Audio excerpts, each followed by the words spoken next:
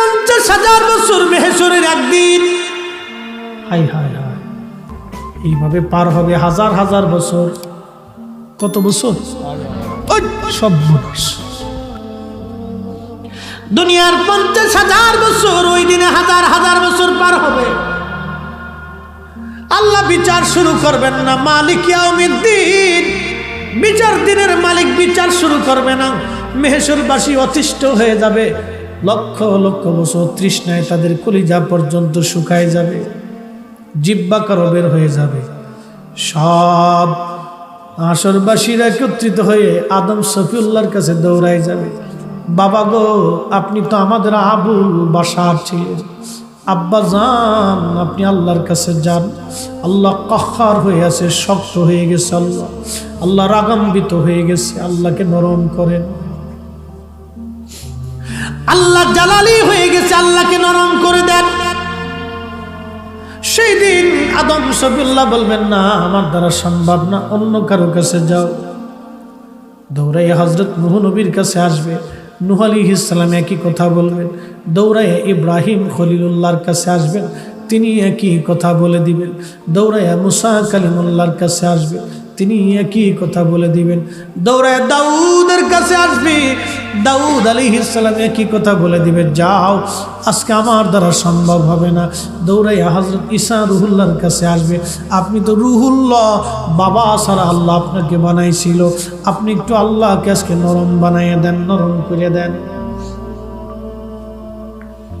ঈসা নবী ডাক দিয়ে বলবে, কে হাশরবাসী,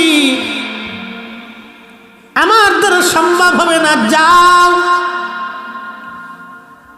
যাও তোমরা এমন একজন নবীর কাছে, যেই নবীর কাছে যাইয়া আমি নিজে উম্মত হয়েছি। না, হয়নি, আর এটা কি চারটেখানি কথা? আচ্ছা, আপনি পৃথিবীর সব বিক্রি করে দিলে কি নবুয়ত পাবেন? ঈসা আলাইহিস সালামকে আল্লাহ নবুয়ত দিয়েছে, ইচ্ছা করে আল্লাহ মনোনীত করছে। তারপরে ঈসা আলাইহিস সালামকে আল্লাহ ওই নবীর উম্মত আমার বানাই দাও। একসাথে জোরে বলেন আল্লাহু আকবার। বলেন না ইয়া রাসূলুল্লাহ। নবীর দাম কত শুধু এখান থেকেই বুঝে যান, শুধু এখান থেকেই বুঝেন। রাসূল কারীমের ইজ্জত কত শুধু এখান থেকেই বুঝেন। এত দলিলের দরকার নেই। নবীর ইজ্জতের জন্য সারা কোরআনই দলিল। আচ্ছা, কোরআন শরীফ চুমা দেওয়ার জন্য কি দলিল লাগে? বুকে নেওয়ার জন্য দলিলের দরকার না। কোরআন এমনি ইজ্জতওয়ালা। নবীকে তাসিম করার জন্য দলিলের দরকার হয় না। নবী নিজেই ইজ্জতওয়ালা, নবী নিজেই দলিল। নবী নিজে কি দলিল? খালি দলিল না, হুজ্জত, ঈমানের দলিল, জান্নাতে যাওয়ার দলিল।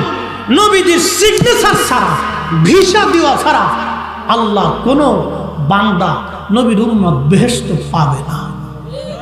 কথা বলেন ঠিক কিনা? আমাকে ইন্ডিয়া যেতে হলে আমার পাসপোর্টের ভিতরে ভিসার সিল লাগবে। ভিসা ছাড়া যেমন আমাকে অ্যালাউ করবে না, ঠিক নবী ভিসা দেওয়া ছাড়া উম্মতের জান্নাত নসিব হইতো না।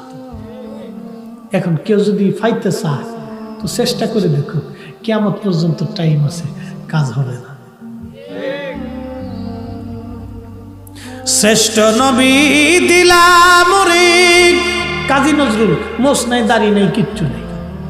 শ্রেষ্ঠ নবী দিলাম রে, তরিয়ে নিতে রোজা হাসরে, পথ না ভুলি তাই তো দিলে পাক কুরআনের বাণী। খুদা তোমার মেঘের বাণী, খুদা তোমার মেঘের বাণী। ওই কঠিন মেহশরের মাঠে সমস্ত উম্মত, সমস্ত মানব জাতি নবীর দরবারে দৌড়ায় যাবে। আল্লাহর হাবিবের সামনে কেঁদে কেঁদে হয়রান।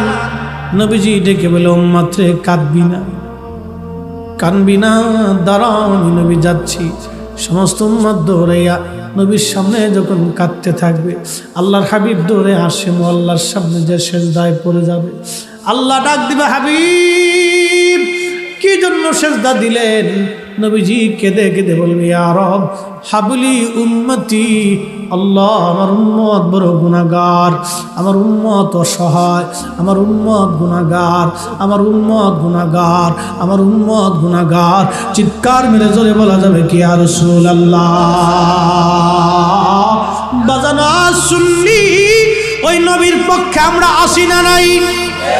যারা নবীর ইজ্জতের চাদর ধরে টানে, ওরা যত বড় আলেম হোক না কেন ওদের সাথে আমরা নাই। কথা বলেন ঠিক কিনা?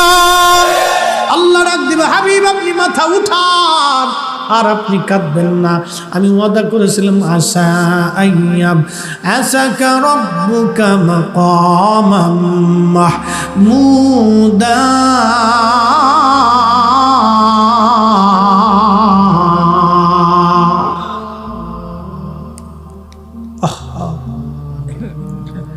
আমি ওয়াদা করছি আপনাকে মাকামে মাহমুদ দেব নবী, মাকামে মাহমুদ দেব, মাকামে মাহমুদ, মাকামে মাহমুদ।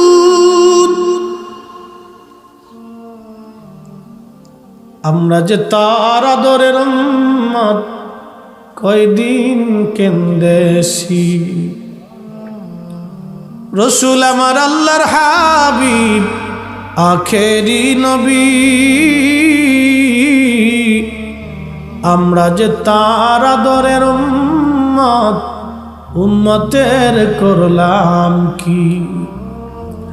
আমরা যে তার আদরের উম্মত, কয়দিন কেন্দেছি।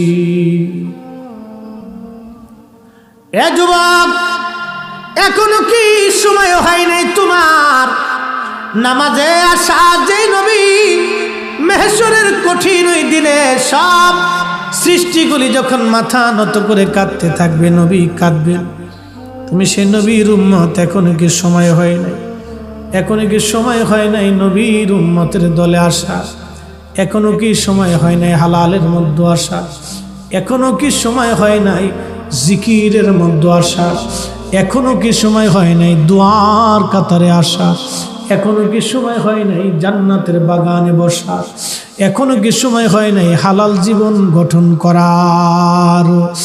একদিন মাটির ভিতরে হবে ঘরে, মন আমার কেন বাঁধো দালান ঘর, মন আমার কেন বাঁধো দালান ঘর। বাজানো অল্প একটু সময় বসতে হবে ধৈর্য ধরে, কারণ ওই মা কবর থেকে চাতক পাখির মতো তাকিয়ে আছে। খোকা মাহফিলে গেছে বুঝি দোয়া করবে, খোকা মাহফিলে গেছে বুঝি খোকা আমার জন্য দোয়া করবে। কবর থেকে মা প্রতীক্ষায় বসে আছে, কবর থেকে বাবা প্রতীক্ষায় বসে আছে। খোকা বুঝি মাহফিলে গেছে আমার জন্য দোয়া করবে, কিন্তু খোকা মাহফিলে আসলো দোয়া করলো না। খোকা মসজিদে গেল কিন্তু দোয়া করলো না। ছেলে মাহফিলে বসলো কিন্তু দোয়া করলো না। দোয়া না করে ছেলেটা চলে গেল।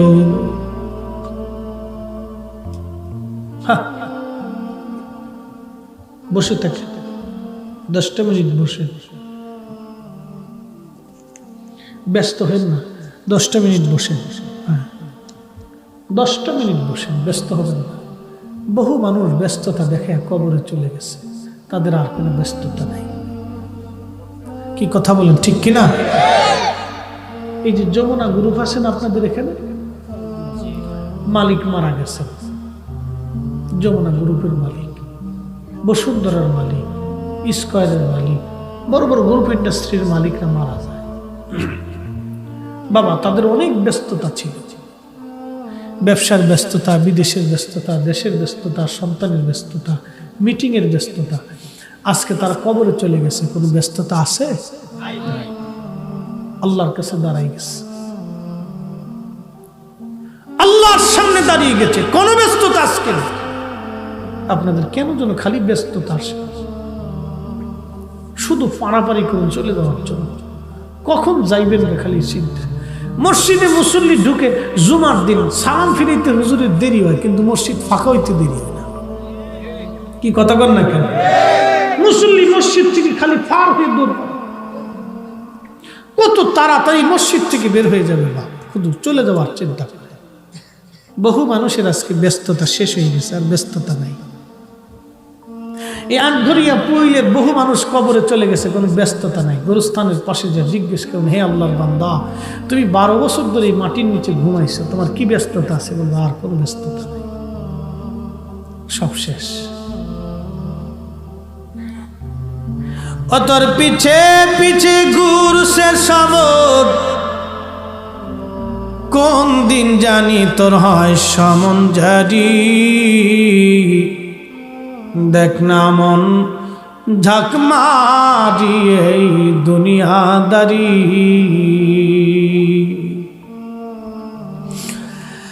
আল্লাহু আকবার ওয়ালিল্লাহিল হামদু বিসমিল্লাহির রাহমানির রাহিম।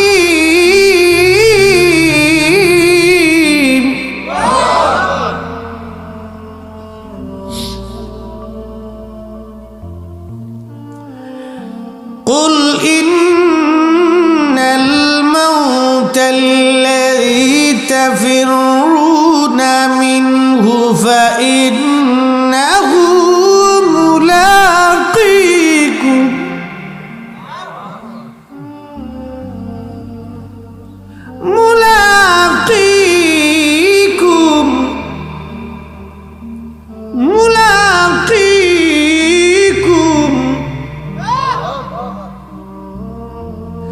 فإنه